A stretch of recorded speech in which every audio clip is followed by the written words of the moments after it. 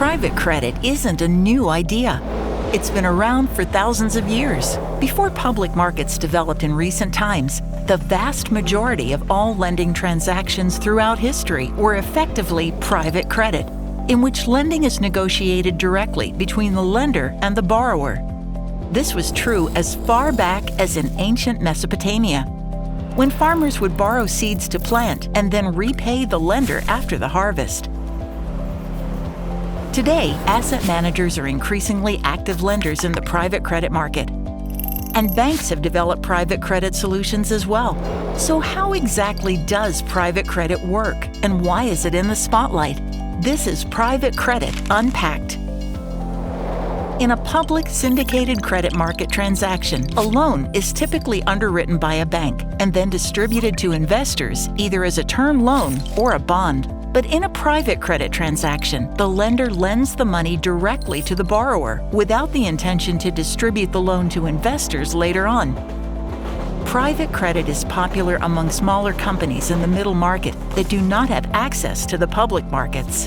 It is also popular among firms that don't qualify for traditional loans, like those without a strong credit history. But as non-bank lenders have gotten larger, they have also begun lending to bigger companies seeking quicker execution, certainty of price, and in some cases, more flexible tailored solutions. This is because the lender and borrower are able to negotiate terms directly with each other. There are four main types of private credit. Senior debt. This debt has the highest priority among the borrower's repayment obligations and is often backed by the borrower's assets. It must typically be paid back in full before other debts.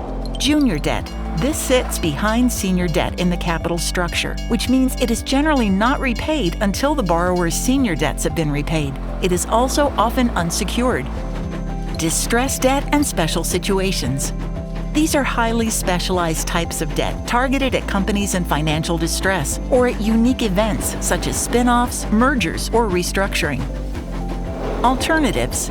Increasingly, the world of private credit is expanding to include more non-standard forms of credit, such as infrastructure loans and asset-backed finance.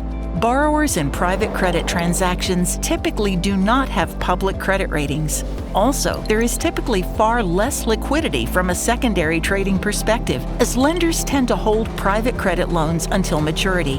As such, they seek to charge higher interest rates, called an illiquidity premium. All in all, private credit is playing an increasingly important role in the broader financial landscape. It is an important source of capital for middle-market companies looking to expand their businesses, and increasingly an alternative to public market transactions for bigger firms.